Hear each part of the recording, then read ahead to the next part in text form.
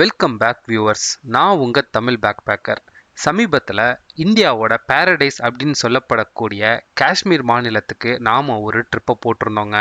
இந்த ட்ரிப்போட ஸ்பெஷாலிட்டியே வின்டர் டைமில் காஷ்மீருக்கு விசிட் பண்ணி அந்த பனிகளை கையால் தொட்டு பார்க்கணும், அந்த வியூஸை லைவாக எக்ஸ்பீரியன்ஸ் பண்ணணும் அப்படின்றதாங்க கோலே. நம்மளில் நிறைய பேர்த்துக்கு சின்ன வயசுலேருந்தே இந்த ஆசை இருந்திருக்கும், பனியை பார்க்கணும், அதை தொட்டு பார்க்கணும் அப்படின்னு. ஸோ அந்த மாதிரியான ஒரு வாய்ப்பை குளிர்காலத்தில் நீங்கள் காஷ்மீருக்கு விசிட் பண்ணும்பொழுது இங்கே ஏற்படுத்திக்க முடியுங்க. அப்படி ஒரு பியூட்டிஃபுல்லான மெமரபிளான மெமரிஸை எனக்கு இந்த ட்ரிப் கொடுத்துச்சுங்க. அப்படியாப்பட்ட ஒரு ட்ரிப்பை நான் மட்டும் அனுபவிச்சா போதுமா?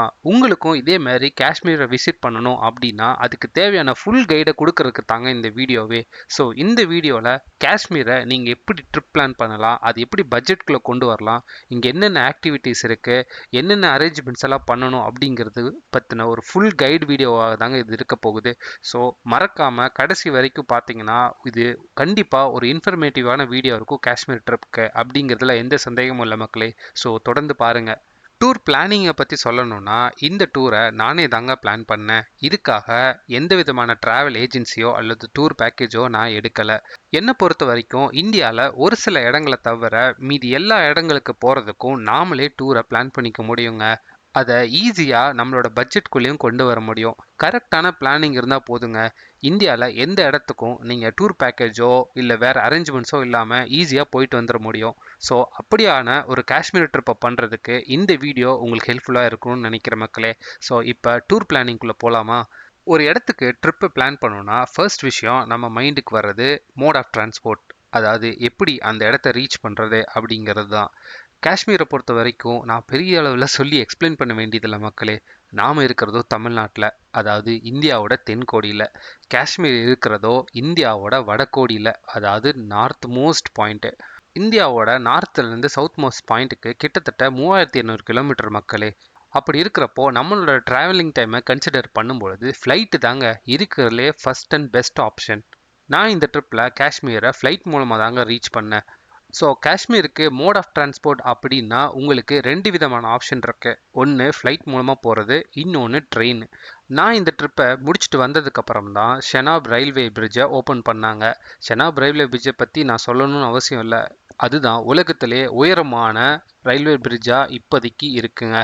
அதை ஓப்பன் பண்ணதுலேருந்து காஷ்மீரோட கனெக்டிவிட்டி, அதாவது ரயில் கனெக்டிவிட்டி இப்போது இம்ப்ரூவ் ஆகிருக்கு. ஸோ நம்மளால் காஷ்மீரை இனிமேல் ரயில் மூலமாகவே ரீச் பண்ண முடியும். ஸோ உங்களுக்கு இங்கே ரெண்டு விதமான ஆப்ஷன்ஸ் இருக்குங்க. உங்களுக்கு பட்ஜெட் ஒத்து வந்தால் நீங்கள் ஃப்ளைட் புக் பண்ணியே ஈஸியாக ஒன் டேக்குள்ளேயே காஷ்மீரை ரீச் பண்ணிட முடியும். இல்லைன்னா ட்ரெயின் மூலமாக ஒரு குறைஞ்சது 3 நாள் அளவுக்கு பிளான் பண்ணோம் அப்படின்னா பட்ஜெட்டில் நம்ம ட்ரெயின்லேயே காஷ்மீரை ரீச் பண்ண முடியும். அது இல்லாமல் இன்னொரு விதமான ஆப்ஷன் கூட இருக்குங்க.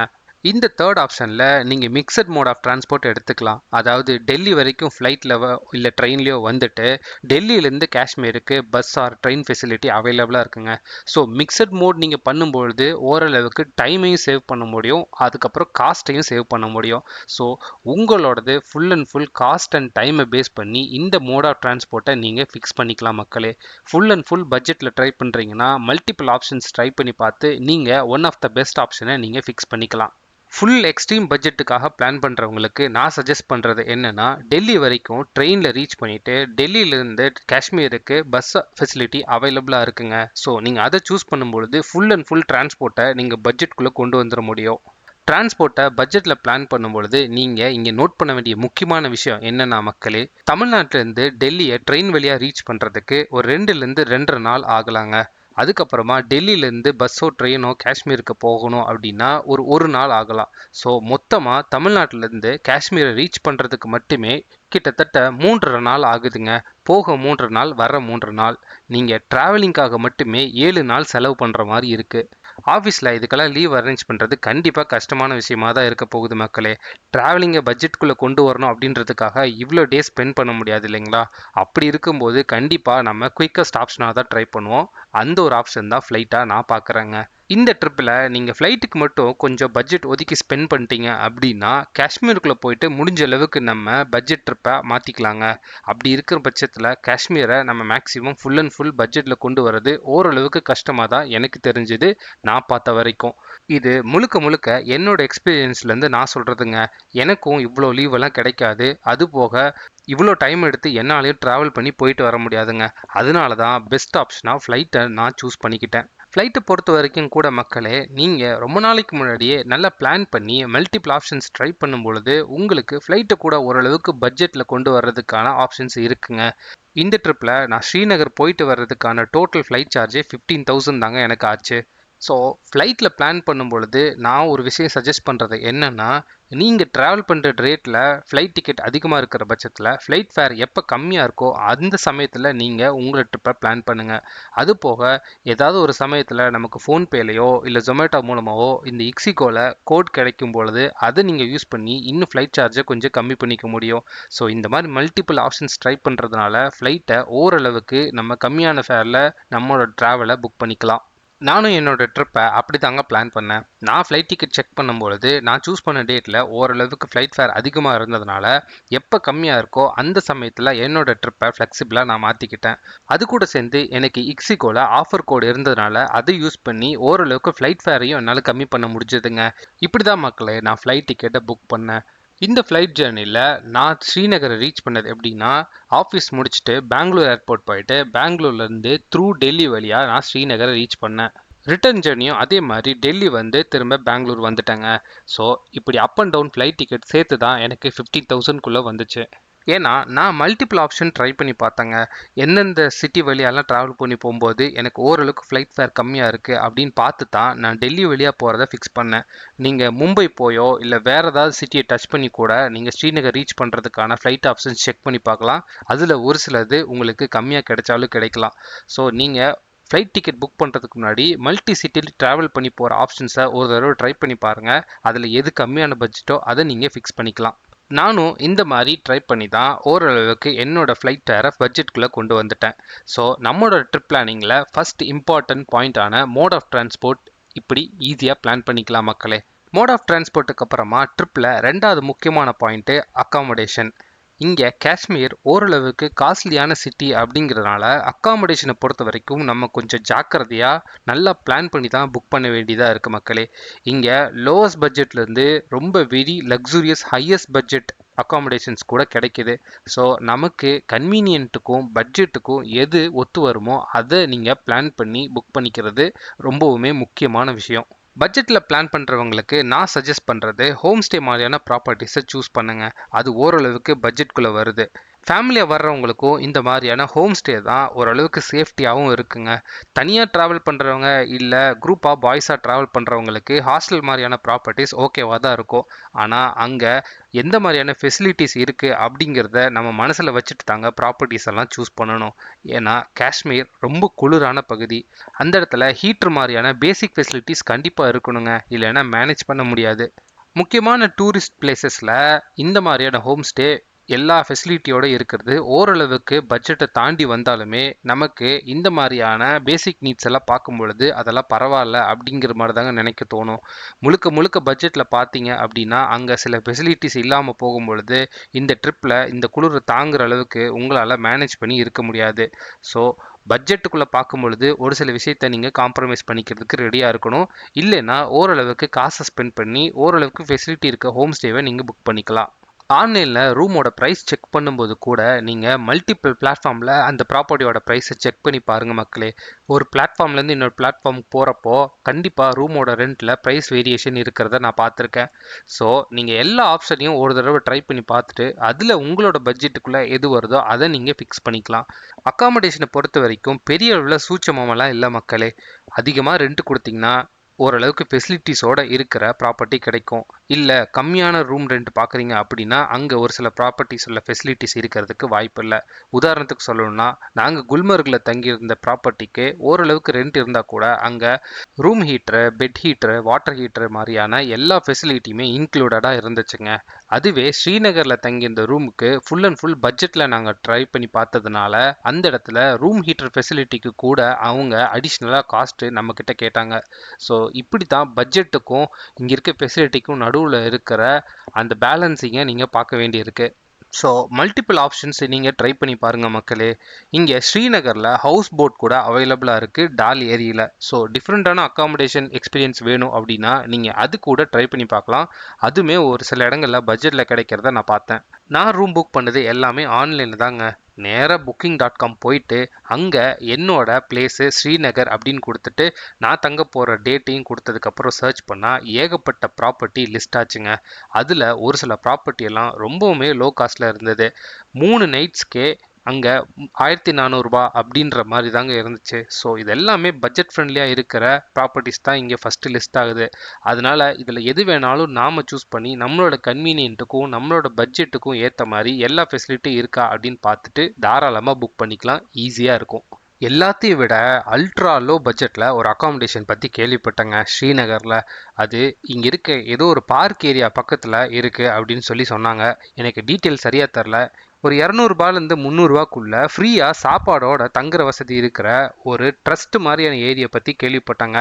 நான் அதை பற்றி சரியாக விசாரிக்கலை. ஏன்னா நான் அங்கே போனதுக்கப்புறம் தான் அப்படி ஒன்று இருக்கிறது எனக்கு தெரிஞ்சது. கண்டிப்பாக அதை பற்றின இன்ஃபர்மேஷன் கிடைச்சா நான் இந்த டிஸ்கிரிப்ஷனில் மென்ஷன் பண்ணுறேன். கண்டிப்பாக தேவைப்படுறவங்களுக்கு யூஸ்ஃபுல்லாக இருக்கும். குரூப்பாக டூர் போகிறவங்களுக்கு அந்த மாதிரியான அக்காமடேஷன் கண்டிப்பாக அவங்களோட பட்ஜெட்டுக்குள்ளே வர்றதுக்கான வாய்ப்பு அதிகமாக இருக்குங்க. ஆனால் ஃபெசிலிட்டி பற்றி கண்டிப்பாக கேள்விக்குறியாக தான் நான் சொல்லுவேன். இந்த மாதிரி மல்டிபிள் ஆப்ஷன்ஸை நீங்கள் எல்லாமே ஒரு தடவை கன்சிடர் பண்ணி பார்த்துட்டு உங்கள் அக்காமடேஷனை ஃபிக்ஸ் பண்ணுங்கள் மக்களே. ஏன்னா பாஷை தெரியாத ஊருக்கு போயிட்டு நம்ம கண்டிப்பாக கஷ்டப்பட முடியாது. அதனால அக்காமடேஷனுக்கும் ஓரளவுக்கு டைம் எடுத்து பிளான் பண்ணிக்கோங்க. அக்காமடேஷன் சக்ஸஸ்ஃபுல்லாக நம்ம ரெடி பண்ணிக்கலாம். அக்காமடேஷனுக்கு அப்புறமா மூணாவதாக நம்ம பார்க்க வேண்டியது லோக்கல் டிரான்ஸ்போர்ட்டுங்க. அதாவது காஷ்மீர் ரீச் பண்ணதுக்கப்புறமா நீங்கள் எந்தெந்த இடத்துக்கு எப்படியெல்லாம் போகிறது, எப்படி பஸ்ஸில் போகலாமா இல்லை டாக்ஸி புக் பண்ணலாமா அப்படிங்கிறதையும் முன்னாடியே பிளான் பண்ணி வச்சுக்கணும். ஏன்னா அங்கே போயிட்டு நம்ம ஹரிபரியாக கடைசி மினிட்ல எதையுமே அரேஞ்ச் பண்ணுறது முடியாமல் போய் ரொம்ப கஷ்டமானதாக சுச்சுவேஷனாக ஆகிடுங்க. அதுக்காக போகிறதுக்கு முன்னாடி பிளான் பண்ணிக்கிறது ரொம்பவுமே நல்லது. நாங்கள் இந்த ட்ரிப்பில் மேக்ஸிமம் டாக்ஸி தாங்க யூஸ் பண்ணோம். அது ரொம்ப கன்வீனியண்ட்டாகவும் ஃப்ளெக்சிபிளாகவும் இருந்துச்சு. ஆனால் பட்ஜெட்குள்ளே ட்ரை பண்ணுறவங்களுக்கு ஒரு சில சமயங்களில் பப்ளிக் டிரான்ஸ்போர்ட்டை தான் மேக்ஸிமம் சூஸ் பண்ணுற மாதிரி இருக்கும். இங்கே காஷ்மீரை பொறுத்த வரைக்கும் ஸ்ரீநகருக்குள்ளே போகிறதுக்கு நல்ல பஸ் ஃபெசிலிட்டிஸ் அவைலபிளாக இருக்குங்க. ஸ்ரீநகருக்குள்ளே எங்கே வேணாலும் இங்கே இருக்க லோக்கல் பஸ்ஸை எடுத்துகிட்டு நீங்கள் எந்தெந்த ஸ்பாட்டை வேணால் கவர் பண்ணிக்கலாம். அதுவே ஸ்ரீநகர் விட்டு வெளியே போகணும் அப்படிங்கும்பொழுது உங்களுக்கு பப்ளிக் டிரான்ஸ்போர்ட்டோட ஃபெசிலிட்டி ஓரளவுக்கு கம்மியாக தான் இருக்குது. அதுவும் ரொம்ப கிரிட்டிக்கலான டைமிங்கில் இருக்குங்க. அதனால பஸ்ஸை சூஸ் பண்ணுறது வெளியூர் போகிறதுக்கு நான் நல்ல ஆப்ஷனாக சொல்லவே மாட்டேன். பட்ஜெட்டில் ட்ரிப் பிளான் பண்ணும்பொழுது லோக்கல் டிரான்சிட்டுக்கு நாம் பஸ்ஸை தாங்க சூஸ் பண்ணுவோம். பஸ்ஸு காஸ்ட் எஃபெக்டிவாக இருந்தாலும் அது டைம் கன்வீனியண்ட்டாக இருக்காது. ஸோ டைம் கன்வீனியண்ட்டாக நீங்கள் ஒரு காம்ப்ரமைஸ் பண்ணிக்கலாம் அப்படின்னா நீங்கள் தாராளமாக பஸ்ஸை சூஸ் பண்ணி நீங்கள் காஸ்ட் எஃபெக்டிவாக இந்த ட்ரிப்பை முடிச்சுக்க முடியும். ஆனால் டாக்ஸி சூஸ் பண்ணுறதுல ஒரு நல்ல விஷயம் என்னென்னா உங்களோட டைமை ஃப்ளெக்சிபிலிட்டியாக மாற்றிக்கலாம். எங்கே வேணாலும் நீங்கள் நிறுத்தி ரிலாக்ஸ் பண்ணிவிட்டு அதுக்கப்புறமா போகலாம். ஸோ உங்கள் ட்ரிப்போட டைமிங்கை இந்த பஸ் டைமிங்காக நீங்கள் மாற்றிக்க வேண்டியதில்லை. டாக்ஸியும் கூட ஓரளவுக்கு இங்கே காஸ்ட் எஃபெக்டிவாக தான் இருந்துச்சு. உதாரணமாக நாங்கள் தூரமாக, அதாவது ஒரு 70 கிலோமீட்டர் தூரத்தில் இருக்கிற டிஸ்டன்ஸுக்கு போயிட்டு ரிட்டன் வர்றது கூட 2000 தாங்க ஆச்சு. ஸோ ஒரு காரில் 4 பேர் வரைக்கும் போக முடியும். ஸோ நீங்கள் 4 பேர் ட்ராவல் பண்ணுறீங்க அப்படின்னா இந்த 2000 உங்களுக்குள்ளே ஷேர் பண்ணிவிட்டு ஒரு 500 ஒரு ஊருக்கு போயிட்டு வர ட்ரிப்பை நீங்கள் முடிச்சுக்க முடியும். ஸோ டாக்ஸி பிளானிங் இந்த மாதிரி தான் எஃபெக்டிவாக வேலை செய்யுது அப்படின்னு நான் சொல்ல வரேன். உங்களோட காஷ்மீர் ட்ரிப்பில் நீங்கள் ஸ்ரீநகர் மட்டும்தான் சூஸ் பண்ணுறீங்க அப்படின்னா இந்த டாக்ஸியை நீங்கள் கட் பண்ணிவிட்டு தாராளமாக பஸ்ஸை வச்சே உங்களோட டிரான்சிட்டை நீங்கள் பிளான் பண்ணிக்கலாம் மக்களே. இன்கேஸ் ஸ்ரீநகர் விட்டு வெளியே போகிறீங்க அப்படிங்கிறது போது மட்டும்தான் பஸ்ஸோட கன்வீனியன்ஸி கொஞ்சம் கம்மியாக இருக்கிறதுனால டாக்ஸியை செகண்ட் ஆப்ஷனாக நம்ம எடுத்துக்க வேண்டியதாக இருக்குது. ஸோ ஓரளவுக்கு பட்ஜெட் நீங்கள் ஸ்பெண்ட் பண்ணுறீங்க அப்படின்னா டாக்ஸி ஒரு நல்ல ஆப்ஷனாக இருக்கும்னு நான் சொல்கிறேன். சரி, இந்த டாக்ஸி புக்கிங்கை நான் எப்படி பண்ணேன் அப்படின்னு கேட்டிங்கன்னா மேக்ஸிமம் எல்லாமே ஆன்லைன் புக்கிங் தாங்க. நமக்கு booking.com இல்லை மேக் மை ட்ரிப்லேயே டாக்ஸி புக்கிங் ஆப்ஷனும் இருக்குது. ஸோ உங்களுக்கு எங்கே போகணுமோ அந்த டூரை அந்த டைமுக்கு கரெக்டாக நீங்கள் டாக்ஸி புக்கிங்கை போட்டு விட்டிங்கன்னா அவங்க உங்களை காண்டாக்ட் பண்ணி கரெக்டான டைமில் உங்கள் பிக்கப் பண்ணி கூட்டிகிட்டு போயிட்டு வந்துடுவாங்கங்க. இங்கே டாக்ஸி புக்கிங் அப்புறம் போயிட்டு வர்றது அதெல்லாம் எந்த பிரச்சனையும் இல்லை மக்களே. ஈஸியான ப்ராசஸ் தான். ஸோ நம்ம நம்மளோட பட்ஜெட் ஒத்து வந்துச்சுன்னா தாராளமாக டாக்ஸிலே போயிட்டு வந்துடலாம். ஏன்னா குறிப்பாக ஃபேமிலியை கூட்டிகிட்டு போகும்போது பஸ்ஸில் ஏறி போயிட்டு வர்றது மேக்ஸிமம் நமக்கு அவ்வளோ கன்வீனியண்ட்டாக இருக்காது அப்படிங்கிறதுனால தான் நான் சொல்ல வரேன். இதுவே பசங்களா டூராக போகிறீங்க இல்லை குரூப்பாக டூர் போகிறீங்க அப்படின்னா அந்த சமயத்தில் பஸ் எடுத்துக்கலாம். அதுவுமே லாங் டிஸ்டன்ஸுக்கு பஸ்ஸில் போயிட்டு வர்றது அப்படிங்கிறதும் கன்வீனியண்ட்டாக இருக்காது, டைமும் ஒத்து வராது. அதுக்காக தான் டாக்ஸி இங்கே ஒரு நல்ல ஆப்ஷனாக நான் ஃபீல் பண்ணேன். முடிஞ்சால் உங்களோட பட்ஜெட்டுக்கு ஏற்ற மாதிரி நீங்கள் எப்படி வேணாலும் பிளான் பண்ணிக்கோங்க மக்களே. நான் கேப் புக் பண்ணது எல்லாமே ஆன்லைனில் தாங்க. நேராக மேக் மை ட்ரிப்போட அஃபிஷியல் வெப்சைட் போயிட்டு அங்கே மேலே இருக்க ஆப்ஷன்ஸில் கேபுன்றதை சூஸ் பண்ணிங்க அப்படின்னா இங்கே ஒன் டைமாக நீங்கள் கேப் சூஸ் பண்ணிக்க முடியும். ஸோ நீங்கள் எங்கேருந்து எங்கே போகணும் அப்படின்ற பிளேஸ் அண்ட் டெஸ்டினேஷன்ஸை கொடுத்துட்டு ட்ராவல் டேட்டையும் செலக்ட் பண்ணிட்டீங்க அப்படின்னா தாராளமாக புக் பண்ணிக்கலாம். நான் இங்கே ஸ்ரீநகர் ஏர்போர்ட்டில் போய் இறங்கினதுனால ஆரிஜினு ஸ்ரீநகர் ஏர்போர்ட் கொடுத்துட்டு டெஸ்டினேஷன் குல்மர்க் போகிறதுக்காக புக் பண்ணேங்க. அதனால குல்மர்க்கையும் என்டர் பண்ணிவிட்டு நாம் எந்த டேட்டில் ட்ராவல் பண்ண போகிறோமோ அதுக்கான டேட்டையும் அந்த இடத்துல கரெக்டாக செலக்ட் பண்ணிக்கணுங்க. டேட்டை செலக்ட் பண்ணதுக்கு அப்புறமா நமக்கு எந்த இடத்துல பிக்கப் டைம் வேணுமோ அந்த டைமையும் கரெக்டாக செலக்ட் பண்ணிக்கணும், நம்மளோட ஏர்போர்ட் டைமிங்க்கு பொறுத்த மாதிரி. அதுக்கப்புறமா சர்ச் பண்ணால் உங்களுக்கு ஏகப்பட்ட கேப் ஆப்ஷன்ஸ் கிடைக்கும். ஸோ இதில் நீங்கள் எத்தனை பேர் போகிறீங்க, அதில் உங்களுக்கு எது பட்ஜெட் ஃப்ரெண்ட்லியாக இருக்குது அப்படிங்கிற மல்டிபிள் ஆப்ஷன்ஸை செக் பண்ணதுக்கப்புறமா நீங்கள் ஒரு நல்ல கேபை சூஸ் பண்ணி புக் பண்ணிவிட்டு கரெக்டான டைமில் பிக்கப் பண்ணிவிட்டு டெஸ்டினேஷன் நோக்கி போயிட்டே இருக்கலாங்க. அடுத்ததாக நான் எப்பயுமே ட்ரிப்பில் பெருசாக பேசாத ஒரு விஷயம் ஃபுட்டு மக்களே. இங்கே ஃபுட்டு ஓரளவுக்கு மேனேஜபிளாக சாப்பிடக்கூடியதாக ஐட்டங்கள் தான் கிடைக்குது. ஸோ ஃபுட்டை பற்றி பெரிய லெவலில் நாம் டிஸ்கஸ் பண்ண வேண்டியதில்லை. உங்களோட பட்ஜெட்டுக்கும் உங்களோட கன்வீனியன்ட்டுக்கும் அது சாப்பிட்டா சேரும் அப்படின்னு நீங்கள் நினச்சிங்கன்னா ஃபுட்டை எந்த அளவுக்கு வேணாலும் நீங்கள் பிளான் பண்ணி அதுக்கேற்ற மாதிரி என்ஜாய் பண்ணிக்கலாம் மக்களே. இங்கே காஷ்மீரில் ஸ்பெஷலான ஒரு சில ஃபுட்ஸ் கூட கிடைக்குது. அதையும் நீங்கள் ட்ரை பண்ணுங்கள், மெமரபிளான மொமெண்ட்டாக இருக்கும். சரி, காஷ்மீர் போகிறது அப்படின்னு முடிவாயிடுச்சு. இங்கே வின்டர் சமயத்தில் அதுவும் ஸ்னோவை பார்க்கணும் அப்படின்றதுக்காகவே இங்கே காஷ்மீர் ட்ரிப்பை பிளான் பண்ணுறோம். அப்படி காஷ்மீர் வரும்போது அங்கே என்னென்னலாம் ஃபேமஸான ஸ்பாட் இருக்குது, அது எப்படியெல்லாம் பிளான் பண்ணலாம் அப்படிங்கிறதையும் நம்ம அடுத்த முக்கியமான விஷயமா பார்க்க போகிறோம் மக்களே. இந்த ட்ரிப்பில் நாங்கள் ஃபஸ்ட்டு முக்கியமான இடமா நாங்கள் சூஸ் பண்ணது குல்மர்க் தாங்க. காஷ்மீரில் வச்சு ஓரளவுக்கு உயரமான இடம் இந்த குல்மர்க் அப்படின்னு சொல்லலாம். அதனாலேயே இங்கே மற்ற இடங்களை கம்பேர் பண்ணும்போது அதிகப்படியான ஸ்னோவை நீங்கள் பார்க்க முடியும். இங்கே ஒரு ஹில் மாதிரியான இருக்கிற ஏரியாவில் தாங்க குல்மர்க் அமைஞ்சிருக்கு. காஷ்மீருக்குள்ளேயே இது ஒரு ஹில் ஸ்டேஷன் அப்படிங்கிறதுனால இங்கே டெம்பரேச்சர் மற்ற இடங்களை கம்பேர் பண்ணும்போது ரொம்பவுமே -டிகிரியில் போகுதுங்க. அதனாலேயே இது காஷ்மீரில் ஒரு ஃபேமஸான அட்ராக்டிவ் பாயிண்ட்டாகவும் இங்கே அதிகமான பனி காணப்படுறதுனால இந்த இடத்துல அதிகப்படியான ஸ்னோ ஆக்டிவிட்டீஸும் நடக்குதுங்க. ஸோ காஷ்மீர் ட்ரிப்பில் ரொம்பவும் ஹைலைட்டான ஃபர்ஸ்ட் ப்ரையாரிட்டியாக ஒரு ஸ்பாட்டாக நான் குல்மர்க்கு சொல்லுவாங்க. ஏன்னா இந்த இடத்துல நான் அவ்வளோ என்ஜாய் பண்ணேன், அதை வச்சு தான் நான் சொல்கிறேன். இந்த ஸ்னோவோட சேர்த்து குல்மர்கில் ஒரு ஃபேமஸான அட்ராக்ஷன் இருக்குங்க, அதுதான் கொண்டோலா ரைட். அதாவது பனி கொட்டி கிடக்கிற இந்த மலைகளுக்கு மேலே இந்த கேபிள் காரில் ட்ராவல் பண்ணுறது. இது ஒரு ஃபேமஸான அட்ராக்ஷனுங்க இந்தியாவிலேயே. இதை காஷ்மீர் ட்ரிப் பிளான் பண்ணதுக்கு அப்புறம் தான் நான் தெரிஞ்சுக்கிட்டேன் இப்படி ஒரு ஃபேமஸான அட்ராக்ஷன் இருக்கிறதே. குல்மர்க் வர்றவங்க யாருமே இந்த கொண்டோலா ரைட் பண்ணாமல் திரும்ப போக மாட்டாங்க. ஏன்னா இங்கே ஹைலைட்டே இந்த கொண்டோலா ரைடு தான். இந்த கொண்டோலா ரைட் மொத்தம் 2 ஃபேஸாக இருக்குங்க. அதாவது அடிவாரத்துலேருந்து ஃபர்ஸ்ட் ஃபேஸ் வரைக்கும், அதாவது கங்தோரி பாயிண்ட் அப்படின்னு சொல்கிற இடம் வரைக்கும் ஒரு ஃபேஸ். அதுக்கப்புறம் இந்த கங்தோரி பாயிண்ட்லேருந்து இதுக்கும் மேலே மலை உச்சியில் இருக்க அஃபர்வாத் பாயிண்ட் வரைக்கும் இன்னொரு ஃபேஸ். இந்த 2 ஃபேஸுக்கும் நீங்கள் தனித்தனியாக டிக்கெட் எடுத்து வரணுங்க. உங்களோட பட்ஜெட்டை பொறுத்து நீங்கள் இந்த கங்தோரி பாயிண்ட் வரைக்கும் ரீச் பண்ணிட்டு கூட திரும்ப ரிட்டர்ன் போயிடலாம். இல்லை ரொம்ப ஆர்வமாக இருக்குது எனக்கு அஃபர்வாத் பாயிண்ட்டை பார்க்கணும் அப்படின்னு நினைக்கிறவங்க 2 டிக்கெட்டும் சேர்த்து தனித்தனியாக எடுக்கணும். இந்த அஃபர்வாத் பாயிண்ட் மஸ்ட் விசிட்டுங்க. அதனால் முடிஞ்ச வரைக்கும் 2 ஃபேஸோட டிக்கெட்டை எடுத்து அஃபர்வாத் பாயிண்ட் வரைக்கும் கண்டிப்பாக போய் பார்த்துட்டு வாங்க. இந்த அஃபர்வாத் பாயிண்ட் ரொம்பவுமே ஸ்பெஷலுங்க. இருக்கிறதுலையே அதிகப்படியான பனியை நான் இங்கே தான் பார்த்தேன். அது இன்னும் உயரமாக இருக்கிறதுனாலையும் எங்களோட மக்களோட க்ரௌடு கொஞ்சம் கம்மியாக இருக்கிறதுனாலையும் அஃபர்வாத் பாயிண்ட்டு ஒரு பெஸ்ட் ஸ்பாட்டாக எனக்கு தெரிஞ்சுது. ஸோ உங்களோட பட்ஜெட் ஒத்து வந்தால் நீங்கள் இந்த அஃபர்வாத் பாயிண்ட்டையும் சேர்த்து உங்களோட பிளானிங்லேயே சேர்த்துக்கலாம். இந்த கொண்டோலா ரைட் டோட்டலாக ஒரு 3 மணி நேரத்துக்கு ஸ்பெண்ட் பண்ணுற மாதிரி இருக்குங்க. இங்கே கீழே குல்மர்க் பாயிண்ட்லேருந்து கங்தோர் பாயிண்ட் ரீச் பண்ணுறதுக்கு ஒரு அரை மணி நேரத்துக்கு மேலே ட்ராவலிங் டைம் இருக்குது இந்த கேபிள் காரில். அதுக்கப்புறம் கங்தோரி பாயிண்டில் கொஞ்சம் டைம் ஸ்பெண்ட் பண்ணிட்டு மேலே அஃபர்வாத் போகிறதுக்கும் ஒரு 30 மினிட்ஸ்லேருந்து 40 மினிட்ஸ்க்கு ஆகுங்க.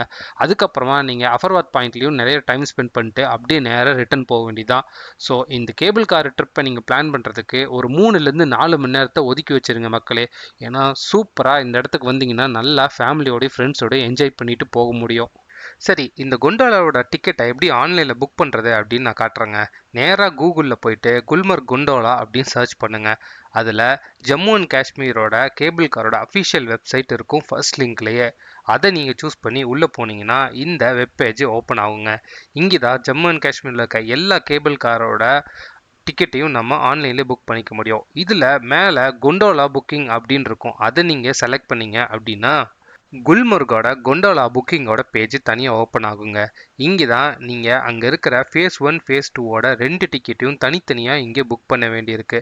இங்கே 2 ஆப்ஷன்ஸ் இருக்குங்க, ஃபேஸ் 1 அண்ட் ஃபேஸ் 2. ஸோ உங்களுக்கு எது வேணுமோ நீங்கள் அதை செலக்ட் பண்ணிவிட்டு நீங்கள் புக்கிங்கை ஸ்டார்ட் பண்ணலாம். நான் இப்போ ஃபேஸ் 1 செலக்ட் பண்ணிவிட்டு எப்படி உங்களுக்கு புக் பண்ணுறது அப்படின்னு காட்டுறேன். ஃபேஸ் 1 பிக் பண்ணதுக்கு அப்புறமா உங்களுக்கு ட்ராவல் டேட்டோட ப்ராம்ப்ட் எனேபிள் ஆகுங்க. இந்த இடத்துல தான் நீங்கள் என்னைக்கு கொண்டோலா ரைட் பண்ண போகிறீங்களோ அந்த டேட்டை நீங்கள் செலக்ட் பண்ண வேண்டியிருக்கும்.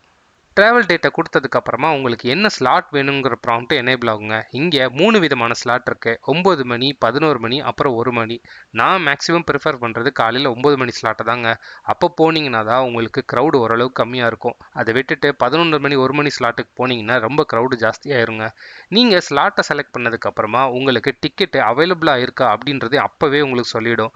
இன்கேஸ் டிக்கெட் அவைலபிளாக இல்லை அப்படின்னா நீங்கள் அந்த டேட்டில் ட்ராவல் பண்ண முடியாது. அதனால நான் ஒரு வேறு டேட் கொடுக்குறேன்.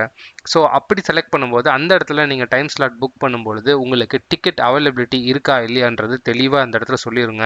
உதாரணத்துக்கு நான் இப்போ 9 மணி ஸ்லாட்டை புக் பண்ணுறேன்னா எவ்வளோ டிக்கெட்ஸ் அவைலபிளாக இருக்கிறது அந்த பேஜ்லேயே சொல்லிடும்.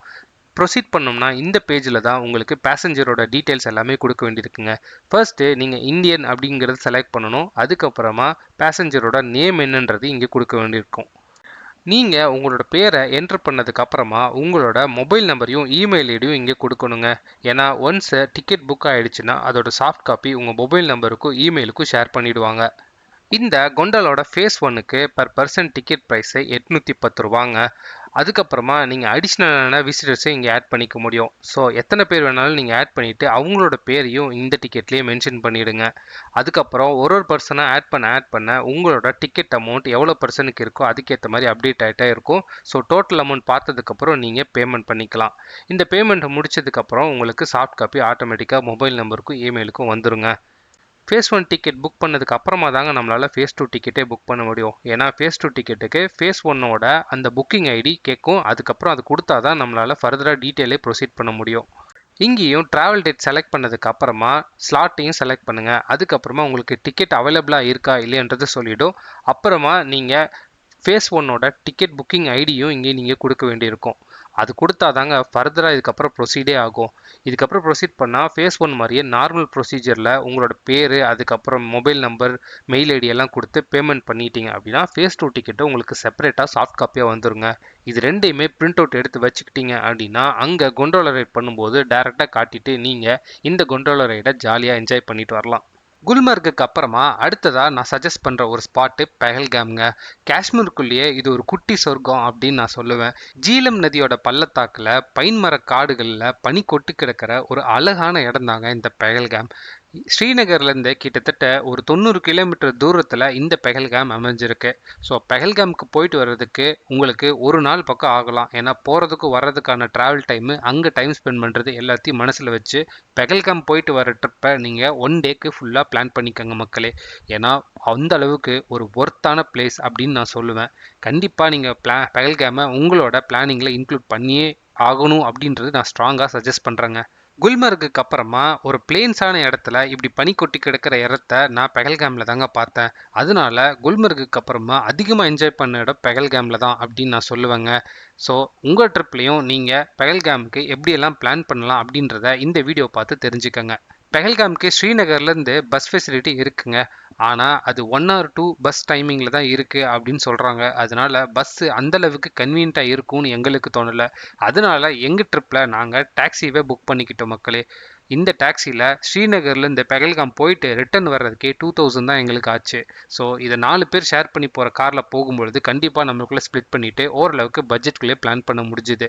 நீங்களும் இதை கன்வீனியண்ட்டாக இருந்தது அப்படின்னா, பட்ஜெட் ஒட்டு வந்தது அப்படின்னா டாக்ஸிலேயே பெஹல்காம் போயிட்டு வர ட்ரிப்பை பிளான் பண்ணிக்கோங்க.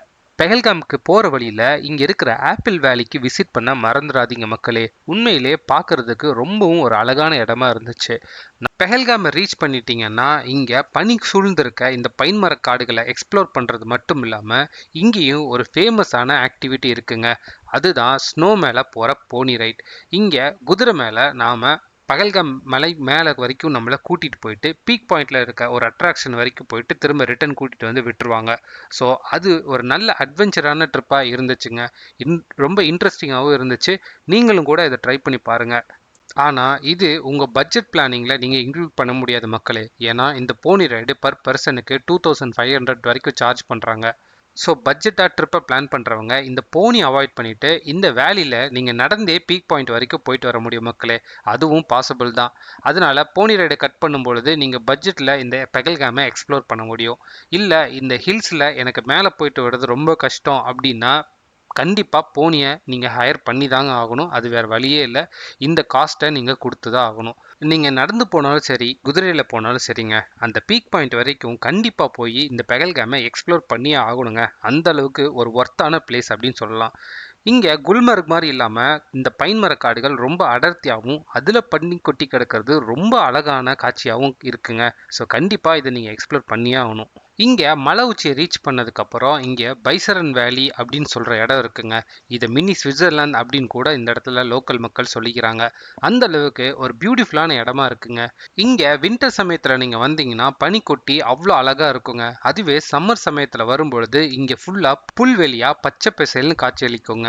ஸோ 2 சீசனில் 2 விதமான லுக்கு இந்த இடத்துல கிடைக்குது. அதனால இந்த இடம் ஒரு மாதிரி ஸ்பெஷலான இடமா இருக்குது. நீங்கள் ஸ்ரீநகர்லேருந்து காலையில் கிளம்பி பெஹல்காம் ரீச் பண்ணி அதுக்கப்புறம் இந்த போனி ரைடை முடிச்சுட்டு இந்த பைசரன் வேலி வரைக்கும் வந்துட்டு திரும்ப ரிட்டர்ன் போயிட்டு அங்கேருந்து ஸ்ரீநகர் போகிறதுக்கு உங்களுக்கு 1 டே கரெக்டாக இருக்கும் மக்களே.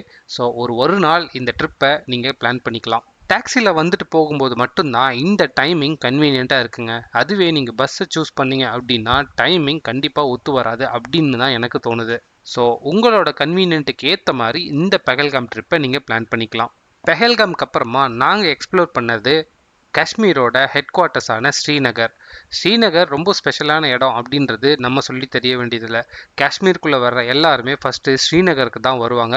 அதுக்கப்புறம் தான் மற்ற இடங்களுக்கு போவாங்க மக்களே. ஸோ ஸ்ரீநகர் ஒரு வெல் டெவலப்டு சிட்டியாக இருக்குது. இங்கேயும் எக்ஸ்ப்ளோர் பண்ணுறதுக்கு ஒரு சில விஷயங்கள் இருக்குது. அதையும் நம்ம பிளானில் இன்க்ளூட் பண்ணிக்கலாங்க. ஸ்ரீநகர்னாலே நமக்கு ஃபஸ்ட்டு ஞாபகத்துக்கு வர்றது இந்த டால் ஏரி தான். இந்த டால் ஏரியில் அந்த ஃபேமஸான ஷிகாரா ரைட், அதாவது அந்த போட் ரைட் பண்ணுறது நமக்கு எல்லாத்துக்குமே ரொம்பவும் தெரிஞ்ச ஃபேமஸான அட்ராக்ஷன். அதையும் கண்டிப்பாக மிஸ் பண்ணாமல் உங்களோட ட்ரிப்பில் நீங்கள் இன்க்ளூட் பண்ணிக்கோங்க மக்களே. இந்த ஷிகாரா ரைட் பண்ணுறதுக்கு கரெக்டான டைமையும் சூஸ் பண்ணிக்கோங்க. ஏன்னா இங்கே ஏர்லி மார்னிங் இல்லை ஈவினிங் டைமில் ஷிகாரா ரைட் பண்ணுவாங்க. பெரிய அளவில் சன்னியாக இல்லை அப்படின்னா மதியான டைமில் கூட ஷிகாரா ரைட் பண்ணுவாங்க. நான் ப்ரிஃபர் பண்ணுறது ஈவினிங் டைமில் பண்ணுறது. ஏன்னா அதோட ஃபீலிங் என்னன்றது எப்படி இருக்குன்னு உங்கள் எல்லாருக்கும் நல்லாவே தெரியும். ஈவினிங் டைமில் ஷிகாரா பண்ணுறது கண்டிப்பாக ஒரு மெமரபுளான மொமெண்ட்டாக இருக்க போகுதுன்றதுல எந்த சந்தேகமும் இல்லைங்க. நீங்களும் ட்ரை பண்ணி பாருங்கள். இந்த ஷிகாரா ரைட் 1லேருந்து ஒரு 1.5 மணி நேரம் வரைக்கும் இருக்குங்க. ஒரு போட் எடுக்கிறதுக்கு அவங்க 1500 ரூபாய் சார்ஜ் கேட்குறாங்க. ஒரு போட்டில் 4 பேர் வரைக்கும் அகாமடேட் பண்ண முடியும். அதனால் நீங்கள் அதை உங்களுக்குள்ளே ஷேர் பண்ணிவிட்டு நீங்கள் தாராளமாக இந்த ஷிகாரா ரைடை பியூட்டிஃபுல்லாக என்ஜாய் பண்ணலாம். எனக்கு தெரிஞ்சு காஷ்மீர்லேயே வச்சு ரொம்ப லோ காஸ்ட் அட்ராக்ஷனாக நான் இதை தாங்க பார்க்குறேன். பட்ஜெட்டை மனசில் வச்சுக்கிட்டு மற்ற எல்லா அட்ராக்ஷனையும் நீங்கள் ஒமிட் பண்ணால் கூட இந்த ஷிகாரா ரைடை கண்டிப்பாக ட்ரை பண்ணி பாருங்கள் மக்களே. இது காஸ்ட் எஃபெக்டிவாகவும் இருக்குது. அதுவும் இல்லாமல் காஷ்மீரில் ரொம்ப ஃபேமஸான அட்ராக்ஷனாக இருக்கிறதுனால இது ஒரு மஸ்ட் ட்ரை ஆப்ஷனாகவும் இருக்குது. நீங்களும் இதை மிஸ் பண்ணாமல் இந்த ஷிகாரா ரைடை கரெக்டான டைமில் வந்து பிளான் பண்ணி என்ஜாய் பண்ணிக்கோங்க. இந்த ஷிகாரா ரைடுக்கும் சரி, நம்ம பெஹல்காமில் பண்ண அந்த பானி ரைடுக்கும் சரி, எந்த விதமான ப்ரீ அரேஞ்ச்மெண்ட்ஸும் பண்ண தேவையில்லை மக்களே. டைரெக்டாக நீங்கள் வந்து இங்கே இருக்கவங்ககிட்ட பேசி தாராளமாக இந்த ரைடுகளை என்ஜாய் பண்ணிட்டு போயிட்டே இருக்கலாம். இந்த காஷ்மீர் ட்ரிப்பில் நாங்கள் ஒரே ஒரு இடத்த மட்டும் மிஸ் பண்ணிட்டோங்க, சோன்மார்க். ஏன்னா அந்த இடம் நாங்கள் போன சமயத்தில் விசிட்டர்ஸ்க்காக க்ளோஸ் பண்ணி வச்சுருந்தாங்க. அங்கே அலௌடு இல்லை அப்படிங்கிறதுனால எங்களால் சோன்மார்க்கு போயிட்டு வர முடியல மக்களே. அது மட்டும் போயிருந்தோம்னா கண்டிப்பாக எங்களோட காஷ்மீர் ட்ரிப்பு நல்லா ஃபுல்ஃபில் ஆகிருந்திருக்கும். இந்த காஷ்மீரில் இந்த 4 இடம் மட்டும் இல்லைங்க, அந்த பக்கமாக லே லடாக் பகுதிகளும் இருக்குது. நீங்கள் இன்னும் அடிஷ்னலாக ஒரு 3 to 4 நாள் ஸ்பெண்ட் பண்ணுற மாதிரி வந்தீங்கன்னா ஸ்ரீநகர்லேருந்து டாக்ஸி மூலமாகவோ இல்லை பஸ் மூலமாகவோ இங்கேருந்து கார்கில் வழியாக லே லடாக்கை ரீச் பண்ண முடியுங்க. அப்படி போனீங்கன்னா உங்கள் ஃபுல் ஸ்டேட்டையும் நீங்கள் அப்படியே கவர் பண்ணி ஒரு பெஸ்ட்டு காஷ்மீர் ட்ரிப் பண்ண மாதிரி இருக்கும். கண்டிப்பாக டைமும் பட்ஜெட்டும் ஒத்து வந்தால் மட்டும்தான். இல்லைனா இந்த ஸ்ரீநகர் மற்றும் இதை சுற்றி இருக்க மற்ற 3 இடங்களையும் கவர் பண்ணிவிட்டு காஷ்மீரில் இருக்க மற்ற பகுதியான லே லடாக்கை வேற ஒரு டூர் பிளானாக கூட நம்ம பண்ணிக்கலாம். ஸோ காஷ்மீர் ட்ரிப்புங்கிறது பட்ஜெட்டையும் இதையும் பொறுத்து நமக்கு எப்படி வேணாலும் மாற்றி மாற்றி பிளான் பண்ணுறதுக்கு மல்டிபிள் ஆப்ஷன்ஸ் இருக்குங்க. எல்லாமே நாம் டிசைட் பண்ணுறதுல தான் இருக்குது. சரி, இந்த ட்ரிப்புக்கு டிரான்ஸ்போர்ட் அரேஞ்ச் பண்ணியாச்சு, அக்காமடேஷன் அரேஞ்ச் பண்ணியாச்சு, லோக்கல் டிரான்ஸ்போர்ட் வரைக்கும் பார்த்தாச்சு, எங்கெங்கே போகணும் அப்படின்ற லொக்கேஷன்ஸ் கூட டிசைட் பண்ணியாச்சு. இதுக்கப்புறம் வேறு ஏதாவது தேவைப்படுமா அப்படின்னா இன்னும் ஒரு சில அரேஞ்ச்மெண்ட்ஸ் எல்லாம் தேவைப்படுதுங்க மக்களே. அதில் முக்கியமான ஒன்றா நான் சொல்ல வர்றது என்னென்னா நெட்வொர்க்கு. நாம் இங்கே யூஸ் பண்ணுற ப்ரீபெய்ட் சிம் எதுவுமே காஷ்மீரில் ஒர்க் ஆகாதுங்க. அங்கே தனிப்பட்ட முறையில் போஸ்ட்பெய்ட் சிம்மோ இல்லை காஷ்மீரில் பர்ச்சேஸ் பண்ணுற சிம்களோ மட்டும்தான் வேலை செய்யும். அதனால அதுக்கு தேவையான அரேஞ்ச்மெண்ட்ஸ் எல்லாம் நீங்கள் போகிறப்ப பிளான் பண்ணிக்க வேண்டியது அவசியமாக இருக்குது. உங்ககிட்ட ஆல்ரெடி போஸ்ட்பெய்ட் சிம் இருக்குது அப்படின்னா நீங்கள் டேரெக்டாக அங்கே போய் அந்த சிம்மை யூஸ் பண்ணிக்க முடியுங்க. அதுவே ப்ரீபெய்ட் சிம் தான் யூஸ் பண்ணிகிட்டு இருக்கீங்க அப்படின்னா காஷ்மீர் போய் ரீச் ஆனதுக்கப்புறம் நீங்கள் கண்டிப்பாக அங்கே போய் ஒரு போஸ்ட்பெய்ட் சிம் பர்ச்சேஸ் பண்ணியே ஆக வேண்டியது இருக்குது. அதுக்கு தேவையான ஐடி ப்ரூஃப், ஃபோட்டோ எல்லாத்தையும் ரெடியாக எடுத்துகிட்டு போயிருங்க மக்களே. நீங்கள் காஷ்மீருக்கு ஃப்ளைட் வழியாக போகிறீங்க அப்படின்னா ஏர்போர்ட்லேயே சிம் பர்ச்சேஸ் பண்ணிக்கலாம் அப்படின்னு ஒரு சில பேர் சொல்கிறாங்க. ஆனால் நான் போனப்போ அந்த மாதிரி சிம் வாங்குகிற ஆப்ஷன் எதுவுமே ஏர்போர்ட்டில் அவைலபிளாக இல்லைங்க. அங்கே போயிட்டு நான் ரொம்ப கஷ்டப்பட்டேன். டாக்ஸி டிரைவரு, ஹோட்டல் புக்கிங் எல்லாம் காண்டாக்ட் பண்ண முடியாமல். அதனால நீங்கள் முடிஞ்ச அளவுக்கு முன்னாடியே ஒரு போஸ்ட்பெய்ட் சிம் பர்ச்சேஸ் பண்ணிட்டு போகிறதுக்கு ட்ரை பண்ணுங்கள். இல்லைன்னா டேரெக்டாக அங்கே போயிட்டு மற்ற டீட்டெயிலெலாம் கையில் வச்சுக்கிட்டு அங்கே இருக்க மார்க்கெட் பிளேசஸ் போனீங்கன்னா உங்களுக்கு ஒரு போஸ்ட்பெய்ட் சிம்மை அங்கேருந்து இன்ஸ்டண்ட்டாக ஹையர் பண்ணிக்கிறதுக்கான ஆப்ஷன்ஸ் இருக்குது. ஸோ இந்த அரேஞ்ச்மெண்ட்ஸ் எல்லாம் கொஞ்சம் முன்னாடியே மைண்டில் வச்சுட்டு நீங்கள் உங்கள் ட்ரிப்பில் பிளானிங் எல்லாம் பண்ணுங்கள் மக்களே. ஸோ சிம்மை பொறுத்த வரைக்கும் நமக்கு முன்னாடியே பிளானிங் அவசியமாக இருக்குது. இல்லைனா நீங்களும் என்ன மாதிரி அங்கே போயிட்டு கஷ்டப்பட வேண்டியதாக இருக்கும். அந்த மாதிரியான பிரச்சனையெல்லாம் சிக்க வேணாம்னா கொஞ்சம் ப்ரீ பிளான் பண்ணிக்கோங்க. அதை மட்டும் நான் முக்கியமாக இந்த இடத்துல சொல்ல விரும்புகிறேன். அரேஞ்ச்மெண்ட்ஸில் நாம் அடுத்து பார்க்க வேண்டியது வின்டர் வேர், அதாவது அங்கே இருக்க குளிருக்கு ஏற்ற மாதிரி போடக்கூடிய ட்ரெஸ்ஸுங்க. ஏன்னா நம்ம பார்க்க போகிறது -டிகிரியில் ரொம்ப எக்ஸ்ட்ரீம் டெம்பரேச்சருங்க காஷ்மீரில் இருக்கிறது. அதனால இங்கே இருக்கிற மாதிரி சாதாரண குளிர்னு நினச்சிட்டு அங்கே போயிடாதீங்க. அதை விட மோசமான குளிர். அதனால அந்த குளிருக்கு ஏற்ற மாதிரியான ட்ரெஸ்ஸஸ் தான் நம்ம அங்கே கண்டிப்பாக போட வேண்டி இருக்குங்க. நம்மூர் குளிருக்கு ஏற்ற மாதிரி போடுற மாதிரி ஸ்வெட்டர் எடுத்துகிட்டு போகாமல் குளிர் நல்லா தாங்குற மாதிரி sweater, head cap, face mask, gloves எல்லாம் மஸ்ட்டுங்க. க்ளவுஸ் இல்லைன்னா கையெல்லாம் வேலையே செய்யாது. கண்டிப்பாக க்ளவுஸ் எடுத்துகிட்டு போயிருங்க. இது போக நமக்கு ஸ்னோ ஆக்டிவிட்டீஸ் பண்ணும்பொழுது ஸ்னோவில் போடுற மாதிரியான ஜாக்கெட்டும் ஸ்னோ பூட்ஸும் அங்கே நிறைய கடைகளில் ரெண்டலுக்கு அவைலபிளாக கிடைக்குங்க. அங்கே இருக்க மார்க்கெட் பிளேசஸில் நீங்கள் போய் சர்ச் பண்ணிங்கனாலே ரெண்டலுக்கு அந்த மாதிரி ப்ராடக்ட்ஸ் எல்லாம் கிடைக்கும். நீங்கள் தாராளமாக ரெண்டலுக்கு எடுத்துகிட்டு அங்கே மட்டும் யூஸ் பண்ணிவிட்டு ரிட்டர்ன் பண்ணிவிட்டு நம்ம வந்துடலாம். அதுக்காக நம்ம அடிஷ்னலாக காசு செலவு பண்ண வேண்டிய அவசியம் இல்லை. இங்கே குளிர் எக்ஸ்ட்ரீமாக இருக்கிறதுனால நம்ம பாடி அதுக்கு எப்படி ரியாக்ட் பண்ணணும்னு தெரியாதுங்க. அதனால் பேசிக்கான மெடிசன்ஸ் எதுவும் சேஃப்டிக்காக நீங்கள் அதையும் கூடவே எடுத்துகிட்டு வந்துக்கோங்க. கண்டிப்பாக யூஸ் ஆகுங்க. இதை தவிர அரேஞ்ச்மெண்ட்ஸ்னு பெருசாக நமக்கு எதுவுமே இல்லை மக்களே. எல்லாமே கொஞ்சம் டைமிங் தான் பார்க்க வேண்டியிருக்கு. ஏர்போர்ட்டுக்குள்ளே செக்இன் பண்ணுறது, ஏன்னா ஸ்ரீநகர் ஏர்போர்ட்லாம் ஹை செக்யூரிட்டி ஏரியா. அதனால் அங்கே செக்யூரிட்டி கிளியரன்ஸ் எல்லாம் முடிக்கிறதுக்கு கொஞ்சம் டைம் ஆகும். ஸோ நீங்கள் எவ்வளோ பிஸியான ஏர்போர்ட் வழியாக போகிறீங்க அப்படின்றத பொறுத்தும் எல்லா டைமிங்கும் நீங்கள் முன்னாடியே பிளான் பண்ணிக்கோங்க. அதெல்லாம் பிளான் பண்ணால் பக்காவாக இந்த ட்ரிப்பை எந்த விதமான ஹசிலும் இல்லாமல் ஈஸியாக முடிச்சுக்கலாங்க. ட்ரிப்பில் லாஸ்ட்டாக நோட் பண்ண வேண்டிய ஒரு விஷயம், எந்த டைமில் காஷ்மீரை விசிட் பண்ணுறது அப்படிங்கிறது தான். இது 2 விதமான மைண்ட் செட்டில் இருக்கிறவங்களுக்காக நம்ம பிளான் பண்ணுறது. ஒன்று, ஸ்னோவை பார்க்கணுன்னு நினைக்கிறவங்க கண்டிப்பாக வின்டர் சமயத்தில் இந்த இடத்துக்கு பிளான் பண்ணுங்கள். அதாவது நவம்பர்லேருந்து பிப்ரவரி மிட் வரைக்கும் இங்கே ஸ்னோ அதிகப்படியாக இருக்கும் அப்படிங்கிறது தாங்க நிலவரம். அதுக்கேற்ற மாதிரி நீங்கள் உங்களோட ட்ரிப்பை பிளான் பண்ணிக்கலாம். இல்லை இந்த எக்ஸ்ட்ரீம் டெம்பரேச்சர்லாம் என்னால் தாங்க முடியாது அப்படின்னு நினைக்கிறவங்க ஏப்ரல் மாதத்துக்கு மேலே, அதாவது சம்மர் டைமில் புக் பண்ணிங்க அப்படின்னா இங்கே கீழே அடிக்கிற வெயிலுக்கு அங்கே இதமாக அந்த குளிரில் அழகான காஷ்மீரை நம்ம பார்த்து ரசிச்சுட்டு வரலாங்க. ஓகே மக்களே, நான் எப்படி இந்த காஷ்மீர் ட்ரிப்பை பிளான் பண்ணேன் அப்படிங்கிறத சொல்லிட்டேன். இங்கே பட்ஜெட்லேயும் பிளான் பண்ண முடியும், லக்ஸுரியாகவும் பிளான் பண்ண முடியும். ஸோ நான் சொன்ன டீட்டெயில்ஸ் எல்லாம் மைண்டில் வச்சுக்கிட்டு உங்களோட ட்ரிப்பை உங்களுக்கு எப்படி வேணுமோ அதுக்கேற்ற மாதிரி நீங்கள் பிளான் பண்ணிக்கலாங்க. ஸோ இந்த வீடியோ காஷ்மீர் பிளான் பண்ணுற உங்களுக்கு ரொம்பவே ஹெல்ப்ஃபுல்லாக இருந்திருக்கும் அப்படின்னு நினைக்கிற மக்களே. நம்மளோட பேக் பேக்கிங் ஜெர்னி இந்த மாதிரி கண்டினியூ ஆகிட்டே தான் இருக்க போகுது. இந்தியாவில் பலவேறு இடங்களுக்கு நான் போகத்தான் போகிறேன். அப்படி போகும்போது வர்ற ட்ரிப் பிளானிங்கை பற்றி உங்கள் கூட கண்டிப்பாக ஷேர் பண்ணுறேன். என்னோட சேனலில் நீங்கள் தொடர்ந்து ஃபாலோ பண்ணுறது மூலமாக இந்த மாதிரி ஈஸியான பேக் பேக்கிங் ட்ரிப்பெல்லாம் எப்படி இருக்கும் அப்படின்றது தெரிஞ்சுக்க முடியும் மக்களே. அடுத்ததாக இந்தியாவில் ஒரு பியூட்டிஃபுல்லான லொக்கேஷனுக்கு போன ஒரு பேக் பேக்கிங் ஜெர்னி உங்களுக்காக வெயிட் பண்ணிட்டு இருக்கு. அந்த பேக் பேக்கிங் ஜெர்னியில் உங்களை சந்திக்கிற வரைக்கும் உங்ககிட்ட இருந்து பாய் ஃப்ரம் மீ.